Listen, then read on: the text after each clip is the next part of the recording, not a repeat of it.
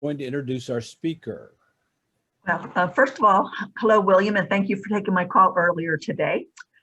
William Rivas, director of Cocoa House, is a dedicated advocate for Schenectady's youth. His dream is to make Schenectady a better, safer, and more enriching place for low-income families, children, and teens. As a troubled youth, William was involved in drugs and street gangs. He grew up knowing what it was like to be in constant trouble. William turned his life around, graduated from SUNY SCCC, and he returned to his home to assume a leadership role in Save Our Streets, the Altamont program, and Community Fathers. He spends time engaged with families and youth in our community. Our city needs something almost 24/7 for safe and positive places for kids to go. We need to be better as a community at providing for our children. I have a quote from William. He says, I want to help rebuild the community I helped destroy. Cocoa House was established in 1996, by Union College student Rachel Graham. Graham, who grew up in Schenectady, the program started out small, operating out of the basement of a local church. Over the years, Cocoa House has evolved into a full-fledged after-school tutoring and enrichment program, operating out of its own facility in Hamilton Hills, a section of Schenectady. Today, members of Union's student body and members of the Schenectady community work together to run Cocoa House program. There are over 80 students who are trained as Cocoa House volunteers. A Cocoa House club on the Union campus works closely with the organization. So I'd like to welcome William to speak with us today. And I'd like to remind everybody to mute themselves during the speaker. Thank you guys very much for having me. My wife, Shantae, just joined, and my mom's here. So again, I'm very thankful for the opportunity. I appreciate you guys, granting me the space and the freedom to have this conversation with you. Just real quick, I'm going to pull up my screen just because, I have something I want, a presentation, and I want to see if you guys can see it. So give me 1 second, please.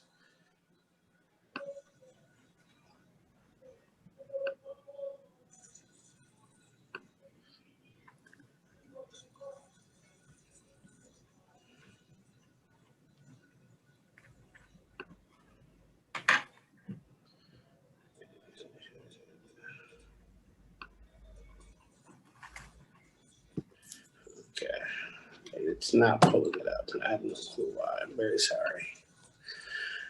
And I had this happen the last time. All right, so I have no idea why my presentation will not pull up. That's a little bit taxing. Give me 1 more second. I'm going to try to pull it up again a separate way, if possible. Will, maybe you could email it to Mac? And Mac could put it up? Yep, I can definitely do that. I've made the co-host so that, and I'm on my wife's computer, which doesn't have my email on it. No, it's okay. Matt, what's your email? Well, you could try sudd9789@bellsouth.net. I was going to say, or you can send it to me as well. I'd be happy to share it. Oh, good. While we're waiting, I'd like to lead us in a song. It's called Here We Sit Like Birds in the Wilderness, and we learned it at camp, I think. Here we sit like birds in the wood. Come on, I know you all know. I don't know this song. Oh no, you would sing it. You'd be outside of the dining hall, and you'd be singing the song, waiting to Never got to go to camp. Oh, Well, that explains a lot, Carmel. I know. Well, did you send it to me? I'm sending it to you right now, Nick, but I sent it to the other email.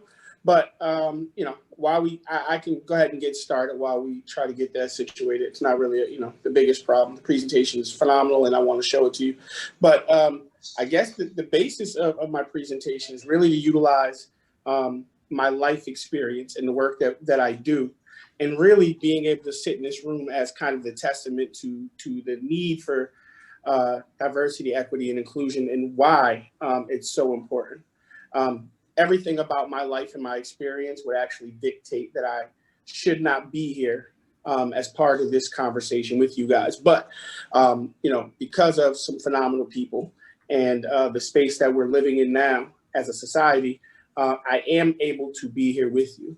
And the thing about that is as if we look across the screen, which, you know, I love that. I believe Bill said something about it. It's a reflection of leadership and care and concern for the people in our community, but it's not a totally clear picture of the equity that is in our community. And when I say that, I don't speak specifically just about racial inequity. I speak about experience, economic diversity, education as well, because what has to happen for us to create the truest form of change is we have to make sure that these meetings, these spaces, these groups identify with the total accumulation of the people that are in the space that we wish to work with.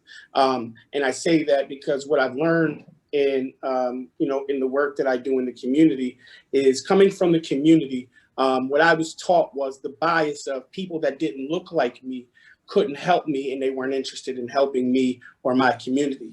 But what I found is throughout my work is that that's absolutely, it's not the truth. I found that there are individuals who don't share my experience. Nick, if you check, I believe I had sent it to you. Bob, if possible, can you send a copy? Can you send that to Nick, please? I'll continue speaking. Bob, Nick, can you give Bob your email? He'll send it to you. Yep. But what I started to really understand is that, you know, we have the duty as individuals who hold decision-making capacity, whether it's within our organizations or in the community or in these groups, to create a sense of change. And right now in the world, what we're finding that those who come from marginalized communities are requesting that change. And the thing is we have a duty, because we step up in the face of leadership, that we have to provide that opportunity. So what I've learned is I work in a space where I work with youth, and not only just youth, I work with youth that live in the most impoverished part of the city in Hamilton Hill. Now, what's interesting about that is that's always been one of the most poverty-stricken parts of the city. So as an individual who was brought up in generational poverty, and you know, the great thing about this is even with my mother being on this call, my mom did the best that she could with what she had. And the thing is I made my bad decisions based on my choices. It wasn't because of society. It wasn't society's fault. Yes, there were some factors that played into me making decisions, but the truth is as I became an adult, I understood that there were some things that I could have done differently. My wife, being the phenomenal woman that she is, was one of the people who kind of inspired me to create change in my life, because she believed in me even when I didn't believe in myself. We had a conversation, and it was probably about 8 or 9 years ago, in which she said to me, William, you have the opportunity to change lives and to help people. She says, but you can't because you're a drug addict. And the thing is I never had viewed myself in that manner. One, I had never viewed myself as a drug addict, and two, I never viewed myself as someone important enough to change lives. And the thing about that is to understand clearly that based on my experience, I was a really good student. I chose to be involved in the streets and things of that nature. But based on my experience, I never felt special. I never felt that I was someone of value. I never felt that there was anything I could ever do to assist anyone else. And the thing is when I'm working with the youth and the families in the community, I feel that same position of hope and, kind of broken despair. So interesting enough, as I have the conversation with my Union College students, something I kind of explained to them is really simple is, your parents did everything that you could. You have a phenomenal education. You have a great opportunity. And the thing is, I asked the Union College students, how many of you guys know what you want to be when you graduate college?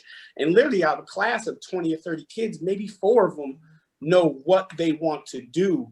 And, the thing I asked them is how does it feel to not be forced or to be put in a situation in which your future is so draining that you have to make the decision now? And they're like, they all feel very free to have the space in which they can choose, based on their college and the amount of access and resources that they have. They're not forced to make a decision on what they want to be at this time. They can kind of play out the process. And as I'm talking to them about this and they're getting excited about that situation, I asked them, Now, don't you think the rest of our youth deserve that? And that's kind of the aha moment in which my Union College students start to understand that there are a generation of youth in our community who are absolutely innocent. They don't know bias. They don't know prejudice. They don't understand these things. The words diversity, equity, and inclusion mean nothing to our kids because it's not even something for them to fathom. So, the job of us collectively is to create the opportunities and the resources so that those less fortunate are able to have that same space and that same grace to grow and to make those comfortable decisions. And I have a saying, I have a full belief that with kids, they are the most purest form, the most innocent piece of change. I can take kids from Hamilton Hill, I can drop them off anywhere, and they're going to find a friend, they're going to find a snack, and they're going to find a game and something to do, because commonly what kids do is they don't see bias.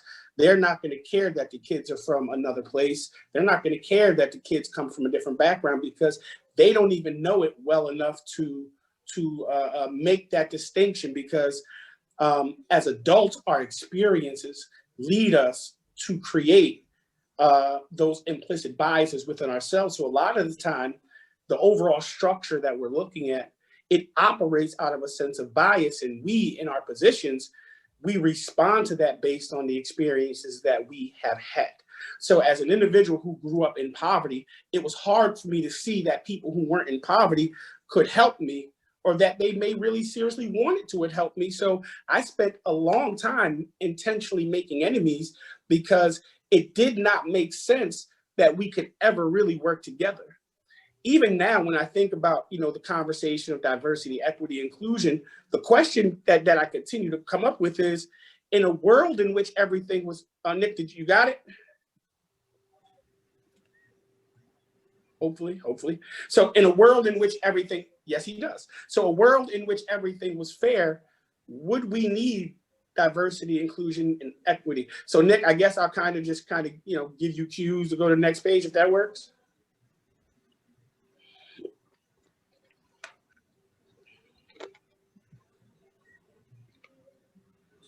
So, while this pulls up, what I'll say is, Yes, that works. Well, that works. yeah, whenever you want me to go to the next one.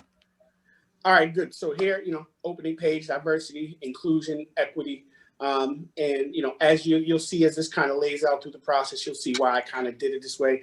Here we have Martin Luther King, who believed in these premises, and he believed in the people. And again, it was individuals like himself who created conversations and safe spaces and symbolic gestures for us to have these conversations. And today it's individuals like myself who are, we're no longer just comfortable having the conversations. I'm dedicated and committed to doing the work. We're good. Next page. Go next one. So here you have just a regular day at the Cocoa House. As you see with the kids, they don't understand the differences between themselves. That was a day we were just doing an art project, and they are extremely happy and glowing with love and joy because diversity, equity, and inclusion does not exist to them at this space. And it's our job, our duty to protect them, to protect their innocence, to protect their livelihood, and continue to create a world and programs and situations that allow them to remain in this space. As Maya Angelou said, it is time for parents to teach young people early on that in diversity, there is beauty, there is strength. When you look at these young ladies right here, there's no way possible I could sit down and have the conversation with them that in the world, you're going to be judged because you come from here or because you look like that. No, I take it on as my duty to rid them of those issues and those situations and to educate them on equity and treating each other fairly regardless of where people come from. Next slide. Diversity, the state of being diverse variety, as you saw in that picture at the Cocoa House program. It does not matter where you come from, what you look like. All students are welcome at our program. I believe in this state our nation is in, we are in the most diverse situation possible. Second, the practice of quality of including or involving people from a range of different social or ethnic backgrounds and of different genders or sexual orientation. Next slide. And this is specifically where we find the most problem, is in decision-making capacity, whether that's in government or education or economics or housing, there is not a true reflection or sense of diversity in the people who are making decisions, because everything is looked at in the sense of the way leadership is placed together. It's based on education, it's based on experience. But the world has changed. The dynamic of people living in societies have changed, really, not just in the city of Schenectady, but across the nation. Our city is a wonderful blend of amazing people from different cultures and backgrounds. Next slide. The issue is that blend, the different cultures, is not reflected in our leadership. And if there's not a true sense of reflection in the leadership, how can the decisions made ever reflect the best interest of the people in which we serve? Now, again, I have a belief. I believe everybody that steps into leadership capacity is a good person. I believe we all get into it for the right reasons with the right intent. But society is like a computer that has to be updated on a regular basis. And what we're noticing is a generation of individuals, of youth, that need something different than what America and what our cities have been giving them for the last few generations. Where we fall short, the representation of marginalized populations in decision-making capacity. And that's, not just city council or county ledge or school board. That's in the Senate. That's in that's in the Congress. That's really across the board. Out of 45 presidents, we have had only one president of color, and to date, no presidents that were women. Now, we do have Kamala Harris, who is a vice president. But again, when you look at 46 presidents and the reflection of the people is not being met in the highest level of decision-making capacity, however can the policies and procedures that are being decided upon or being passed down impact everyone across the board, including those people in poverty and marginalized societies? White Americans have approximately 86% of the world's wealth. Money dictates power. The policies and procedures that govern our society, laws, finance, housing, education, are usually written by individuals that do not represent the people that they are impacting. This is where in smaller cities like ours in Albany and Troy, you see the call to create change in leadership. And you see individuals like myself coming from the community challenging and running for some of those seats, not because the belief is that the people in those seats are bad people, but because it's a call to change to create a more equitable situation. Youth living in poverty grow to be adults who do not see a representation of themselves in successful situations. Consequently, they become adults that distrust the very entities that say they want to help. Justice for all. As a youth growing up in the city of Schenectady, the only time we saw Black individuals becoming successful was if it was in sports or if it was in music. We very rarely saw individuals, and this is why I'm very glad that my mother was on. My mother was a Schenectady County Sheriff and she was in the military. Again, I praise my mother for doing the best that she could. But when you look at a community like Hamilton Hill with 2,000 or 3,000 youth, and they're not seeing images of success of people like themselves, how in fact do you there challenge them or create the space for them to find success? When spoken of in proper context, diversity means not only race, but also socioeconomic background, sexual orientation, and religion as well. Next slide.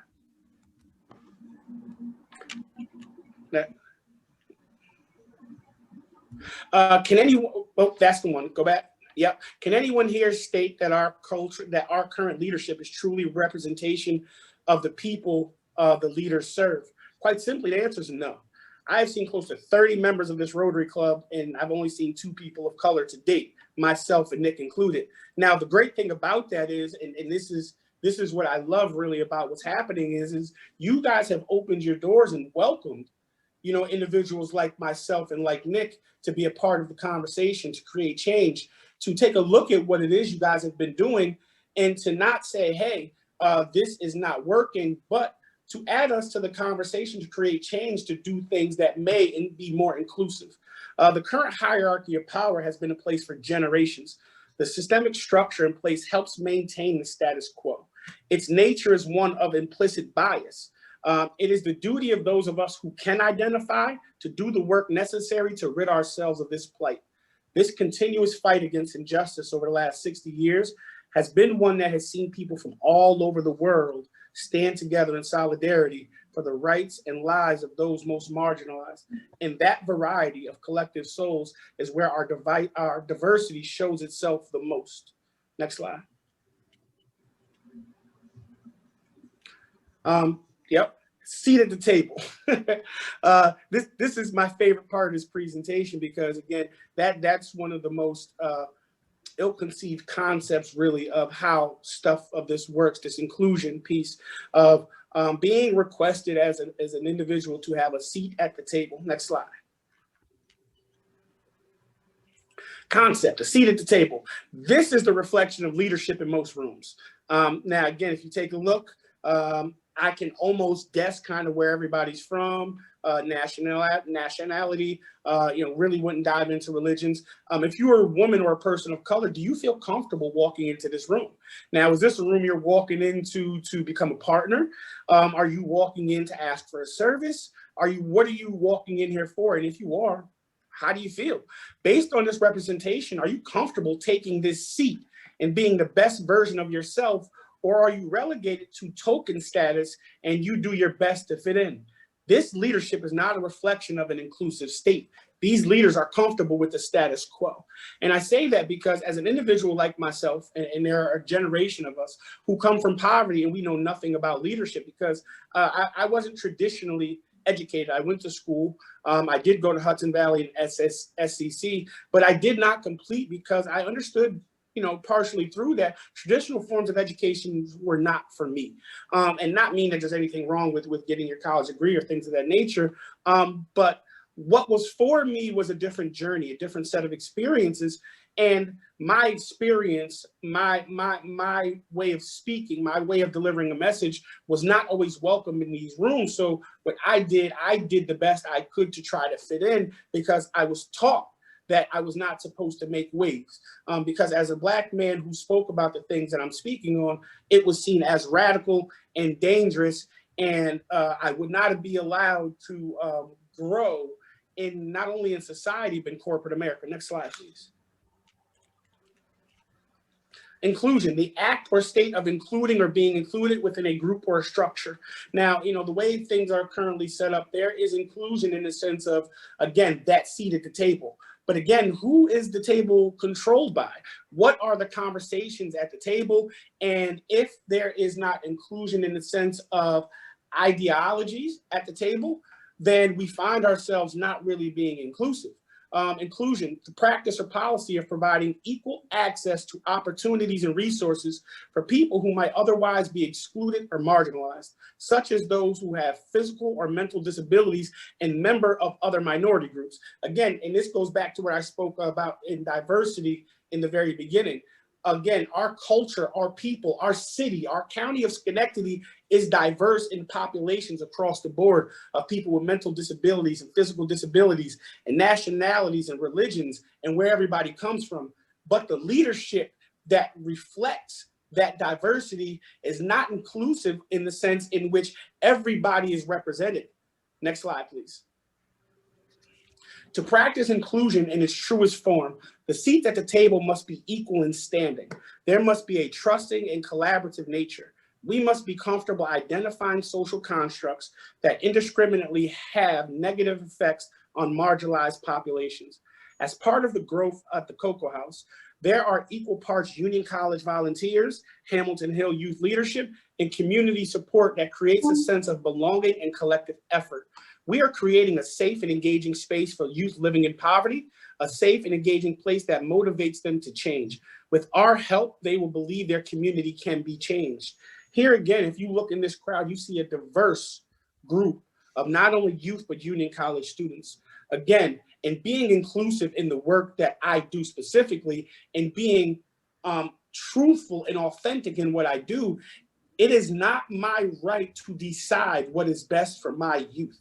It is my job and my duty to provide the best opportunity to access to resources, individuals, and experience across the board that allow my youth to decide who they want to be and how they want to go about their life. My job is not to drive the bus for them, it's to support. Next slide, please. That's one of my favorite pictures. What does a penguin know? A penguin knows how to be a penguin. It means that to be inclusive, you must not only provide a seat at the table, you must make sure, go ahead. You must make sure you must make sure that the person is given the necessary tools and support to express themselves. And you must allow them to present their ideas without allowing your own sense of entitlement or privilege to take precedent. When I'm having these conversations with anybody, wherever they're from, we have a saying in which it is leave your privilege or entitlement at the door. So even when I walk into a room, I have to check my own bias, because if I'm walking into a room and having a conversation that's about change and I'm bringing my own bias to the table, I am not doing the work, the equitable work within myself or in that room to create change and innovation.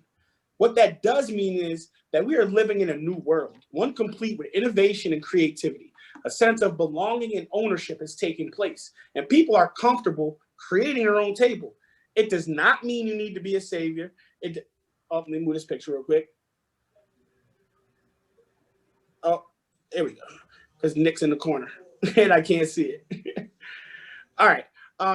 But just be a passenger on this bus, enjoy the ride, and allow the individuals who have been marginalized to feel safe around you, to have ideas, to speak freely, and to rid themselves of the generational curses that have been thrust upon our society.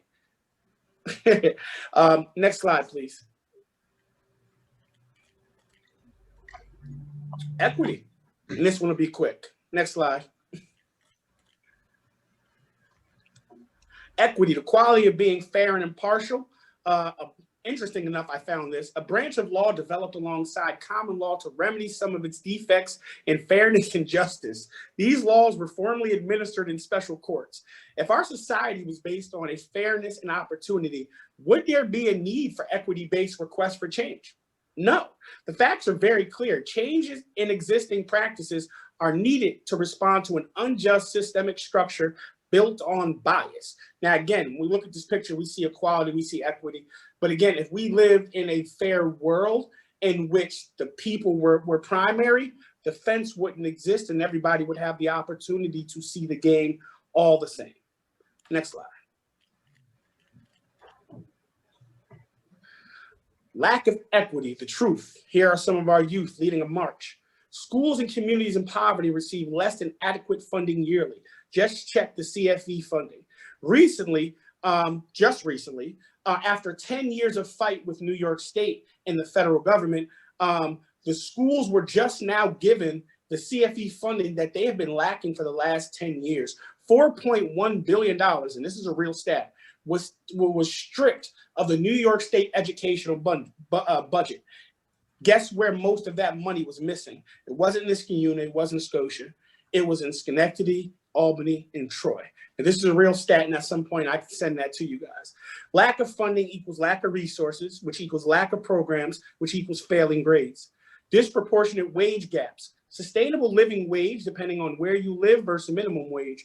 Minimum wage in a society such as Hamilton Hill or Mount Pleasant does not allow people to take care of themselves, let alone their children. And when you take in consideration the lack of education and economic opportunity, how is a family supposed to take care of themselves without? And here's the big thing. If you are trying to do the best that you can to take care of yourself and your family, you are unable to meet those needs. And this was one of the biggest misconceptions I had about myself until I was, I was incarcerated the last time.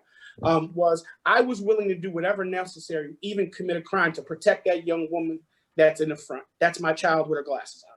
Now, for her, I would have done anything. And I thought it honorable to go to jail because I would sell drugs to take care of my child, until Judge Neil Breslin looked at me and said to me, he says, you have backwards information. He says, your job is to be there for your child. It is not for you to die or to find yourself incarcerated. And what I started to understand is, I had not been given the right tools or right information to be what it was that our kids in our community, my wife, and what my family needed me to be. Lack of economic resources, education, and financial literacy equal lack of home ownership, lack of business owners, lack of political accountability, generational poverty, and higher crime rates. Truth.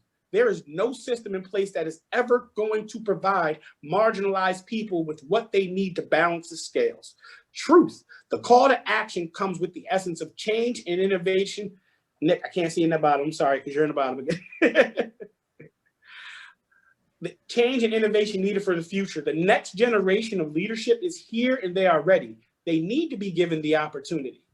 Next slide. Equity.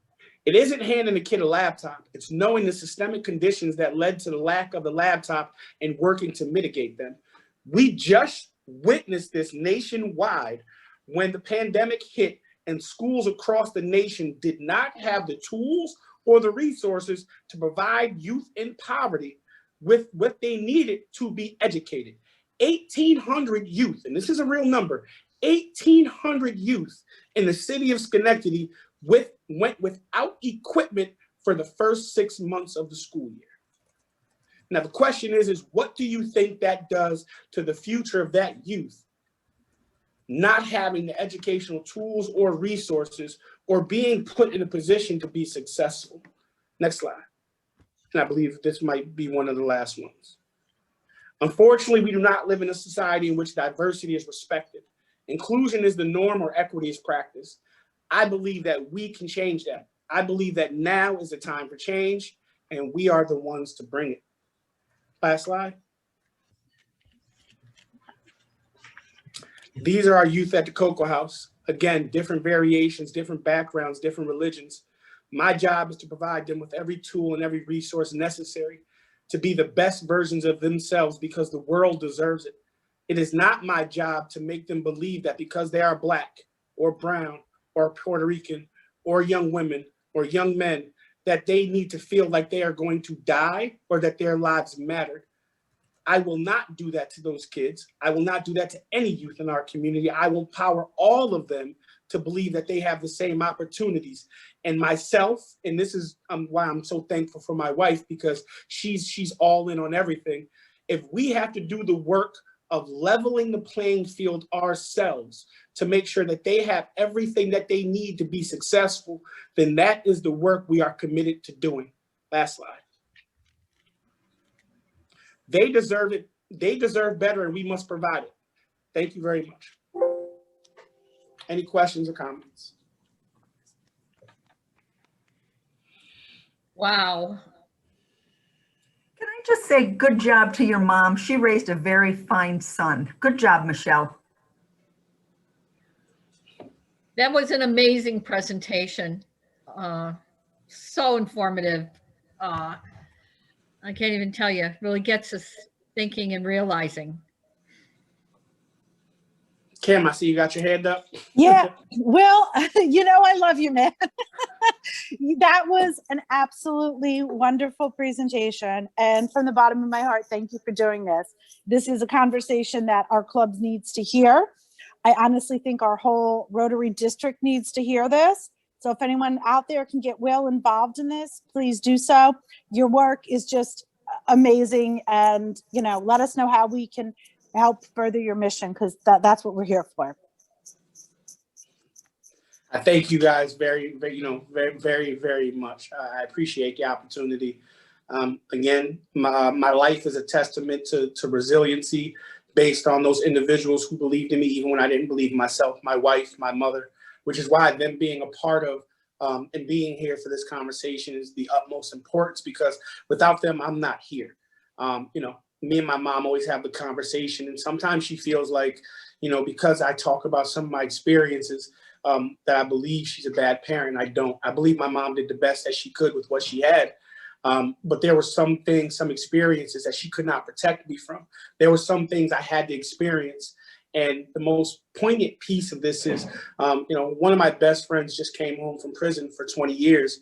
And he said to me, kind of recently, Will, this was your experience. You were supposed to experience this to be here so that you could do this work and open the doors. And, every day I'm really thankful for my wife, Shantae, because I run her all over the world and all over the city because I believe that we have the pieces in place to set the standard, not only in the state of New York or the capital region, but across the nation when it comes to change. We have over 250 nonprofits that are out here doing the work on a regular basis. The problem is we lack the connective tissue, because the belief is that, you know, as a nonprofit, you know, there's a competition for funds and competition for data-driven services and things of this nature, where when we do things like this, when we put our personal and implicit biases aside and we committing to coming together to work on the benefit of everyone. Again, I'm very specific in my work. My focus is Hamilton Hill because that's where I come from. That's my journey. But I am inclusive in the entire city, in the entire capital district, as far as people that we choose to help, because I believe that only with working together are we going to be able to create the change that's necessary. Fred has his hand up. Fred Daniels. Yes, Sure, sir. Will, so great job. I put my question in the chat earlier on as you were talking. It's about, you know, the members of this Rotary Club. First of all, thanks for joining the Rotary Club. We're really happy to have you. The fact that you are here and the fact that, as you noted, we're open to your messaging, to what you're trying to get done, is an indication that this is an organization that can be of great benefit and help to you. By the same token, largely white, largely privileged, we stumble about trying to not say something wrong or be needlessly insensitive, or to try to understand the cultural issues that we need to understand to be effective. And the question I really have is there some kind of processes? I mean, I'm not looking for a silver bullet. I understand it's like, you know, you got to lean into it and just start working it. But there must be something more that we can do to accelerate our trajectory into this kind of work and into a mission like this. You have any thoughts about that? Yes, it's something I learned from my wife in marriage, is you have to commit yourself to being uncomfortable hearing the truth from someone else. So you have to put which is why, you know, with my board and with everybody that I deal with, we have the saying of leave your bias at the door. Because again, if I come into this conversation with you guys with my implicit bias based on my experience coming from the community, I don't have this conversation with you in the feeling of safety and authenticity, in the space of you guys are going to take this on and you're not going to take it on in a manner in which it's going to be a fruitful conversation. I spent literally the last day preparing and putting myself in a position to put my bias down before having this discussion with you, because if I'm requesting you do that, I have to do that as well. And that really is the silver bullet with anything that you deal with when it comes to the community, is acknowledge the fact that you may have some implicit bias, because unfortunately, based on our life, our experiences, our upbringings, we all bring implicit, not knowing that we have an implicit bias to the table. It may not be intentional, it may not be malicious. I don't believe it to be that. A lot of the times it comes with the job, the title, the policies, the procedures. It comes with all these different things. So in everything that you take part in, that has to deal with marginalized people. And when I say that, I'm not just talking about the community, I'm just talking about equity work across the board. Check your own, maybe spend 10, 15 minutes, you know, just prepping yourself either in the car or in the office, and putting your own, you know, putting whatever your experience or your biases are, just putting them to the side for a little while and just walking in and taking part in a natural and general manner. Yeah. And what you'll find is that even when people disagree or have an issue with you trying to take part, you will find such grace in the fact that you can accept that because you don't have any malicious intent. Yeah, it's about being truthful. Yeah, exactly. Mm-hmm. Andy, I think you have a question. You were next on the line for questions. I have some other people too, but Andy's next. Andy, unmute yourself. Thank you. So thanks, Will. This has been a great presentation. I appreciate it. I asked in the one thing you said that I can't be emphasized more or too much is that I don't think any of us believed in ourselves until somebody else believed in us first. And everybody needs that. And if they don't, you know, that's just an essential part of believing in yourself, is we learn it from others. But I did have a pragmatic question, which is I currently serve on the Board of Education, and I last night tried to encourage my colleagues to sort of reach out across to different governmental entities, because I think really we do have the political and emotional and the tea leaf, the kind of magnetic fields are set up right now in society to where there really is a once in a lifetime change opportunity. Yes. So not to get into all that, other than to say that in the chat, I'd ask for your contact information so that I could, because in hearing you talk, I realized that that's a message that I'd like to, get your reaction to as well, and to see how it could turn into something that the community can really get behind to make a difference. And it focuses really on childcare, on healthcare, and on public safety. So I'm super interested in having that discussion if you're willing to Absolutely. share your contact information. And unfortunately, I don't have a directory with your number in it, so that's why.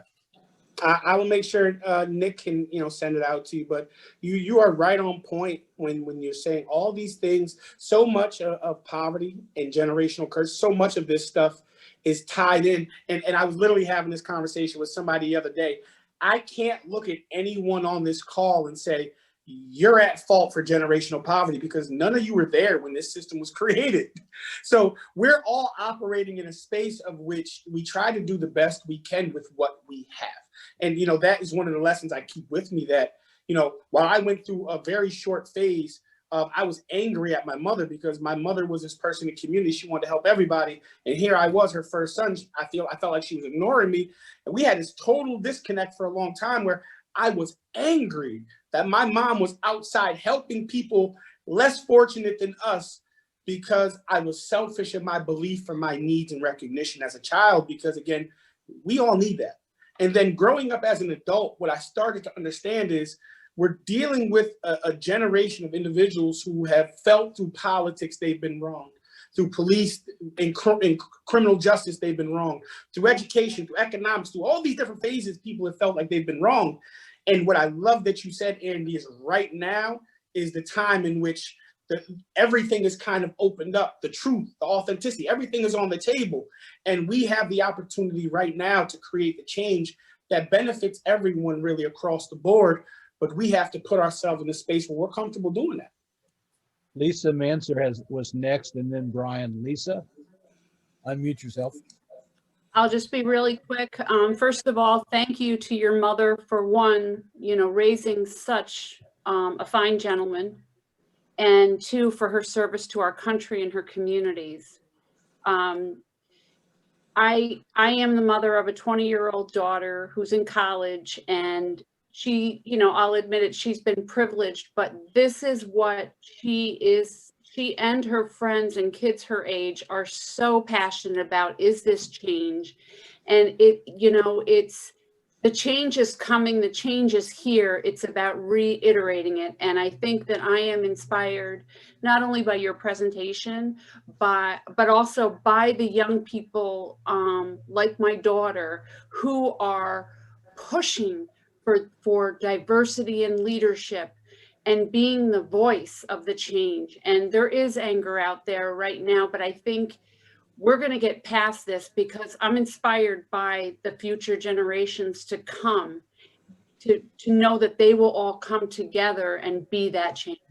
And I thank you again. Thank you. Brian, and then Deneen. Brian, unmute yourself. Yep, I just did. It takes a while to find that icon to click it off. Will, thanks for your presentation. This is such a complicated topic, and it doesn't justify a lot of my comments in response. But there are a couple of things I do want to say. First of all, I work in Haiti, as you probably know, and have for the last 20 years, and the racial inequity there is substantially greater than it is here in America. We have been, of course, a melting pot for over 200 years, so we have much more of ethnic and racial diversity. When I walk down the street in Haiti, people will actually say, "Hey, blonde," French for "Hey, white." Doesn't happen here in this country, mercifully. I don't hear in predominantly Caucasian crowds them saying, "Hey, black," when a person walks down the street. And it does feel it does feel awkward. It's like, well, why are you calling me out based upon my skin color? I've always sort of thought that people like Ray Charles and Stevie Wonder, who never saw the difference in skin color, were in some ways sort of privileged in that regard, because they can't even really imagine why there is this diversity. The other thing I want to point out is that when I ran for city council, oh my goodness, 20 some odd years ago, my committee, which was very diverse, I had a number of people of different ethnicities on it. They said, Brian, don't waste your time campaigning in Hamilton Hill. Now, I had worked with the Hamilton Hill Neighborhood Association for over 10 years, Yes, and had been the subject of an awful lot of racial discrimination against me because I was white and I was in a 12309 zip code, and therefore I must be from Niskayuna, which I wasn't. And as a result, why are you here? What are you trying to do to exploit our people? But I said, no, I like the people in 12307 as much as I do any other zip code. So I'm going to walk the streets, which I did. And even though I had people of color on my campaign walking with me, I recall very vividly one time as I was walking down one side of the street, I think it was on Strong Street, and she was walking down the other side. She met with a small gathering of people and said, I want you to support my man, Brian Merriam, across the street. And they said to her, we can't support him, sister. And she said, why not? Well, look at the color of his skin. So I want to point out that this is not, as Fred put it, we're all white and privileged. It really doesn't come so much from that. It comes from a mindset that we have been taught that somehow if you don't look like me, if you don't think like me, you are scary to me. Yes. So in the same way that you are focusing on this diversity and equity, I hope that you are also carrying that message to the people that you are working with daily, because I insured Cocoa House back when Rachel first started it, and I did for well over a decade. And her dad and I were very good friends. And when I was walking campaign, in fact, the very last day when the vote was being taken, I was in his church praying with him that these issues would be resolved. And here we are now 25 years later, and the issues are still here. And I would suggest they will always be here. That as long as we have anything that we consider to be comfortable to our own, be it ethnicity, our own religion, our own gender, the others will always be scary to us. So I hope that when you are giving messages to, in this case, a predominantly Caucasian group, that you're also giving this message to the other groups that are predominantly not Caucasian, and saying, there are people out there that are not to be typified because they wear a tie, they maybe work in an office, because they're white. Because if it's only a narrative on one side, then we are actually feeding into the fear and the wall building. So that, I know that's a little bit of a speech, but I do hope that you are giving that message also to the other people, if you will, who might be typifying those of us who might not look like them. That makes sense?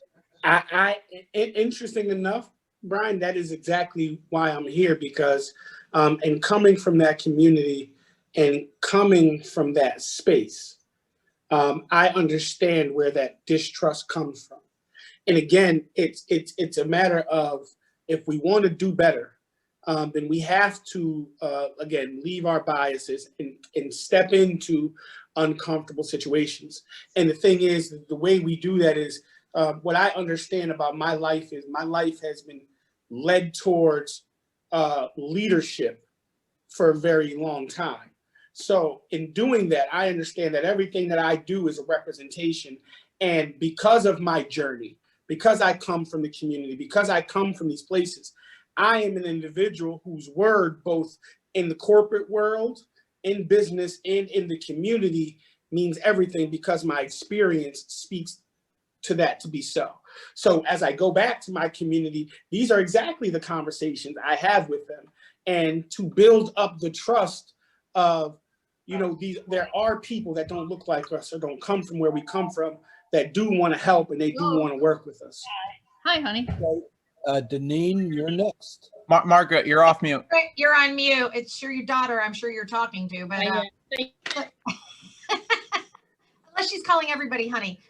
Hey, William, thank you for the great presentation. And I have to say, Carmel had put in the thing that the graphic that you had used was one of her favorites. It's also one of mine, because, I work at Living Resources, and we're always trying to get to the table in the DEI conversation, and individuals with developmental disabilities tend to not actually get invited to the table, and those that represent them. So I always am, I love the idea that, you use that graphic, which showed someone in the disability world. And we work more with the developmentally disabled, which, we tend to hit a lot of hurdles as we go forward. And I'm always looking to make sure that we're also in the same conversation. So I'd love to connect with you at some point and talk about that. But I loved your presentation, and thank you so much for really drawing attention to a variety of things. And you couldn't have brought it to a better group of individuals. And while we might different, right? I don't always share this, but the implicit bias that I had as a teen mom, right? I had to kind of check my own self at the door before I joined an organization that I thought for sure is not going to be welcoming to someone who was in that realm, right? I mean, I know I only look 40, but my son is close to 40. But but so thank you so much for your presentation today. I really appreciate it. And I miss you all. I'm sorry I'm not always on these calls, but I do have to run off because I have a 1 o'clock, but awesome presentation. And thanks again. We have time for one last question, and that's Carmel. But you have to unmute, Carmel. Yep, got it. Sorry, I didn't have a question. I just wanted to say that I think that one of the things that I appreciate about Will and have appreciated about Will, I don't even remember how we met, Will, but is that you do, I think that we've been able to trust and develop that trust, I should say. And I appreciate that. I know I can talk truth with you, and it's like a mutual kind of support that has been helpful to me in leadership as well, and I appreciate that. So I just wanted to thank you, and I guess I'll join the chorus of everybody thanking your mom and your wife, because gotta thank. I'm not sure. I think she tried to raise her hand to try to say something, but I don't know if you had time. Okay. But in any case, thank you. Thank you. So, Will, I would really like to thank you for your presentation. And of course, everybody who makes a presentation either gets a coveted Rotary pin or a certificate. And I'm sure that Wayne will figure out which one to get you and how to do it. Thank you. We appreciate you being a member. And one of the problems with, in Rotary and other places is people tend to invite members that they know. And, our circumstances are limited by who we know. And so we're hoping that you can help us know more people. Absolutely. It's time for Happy Dollars and announcements. We're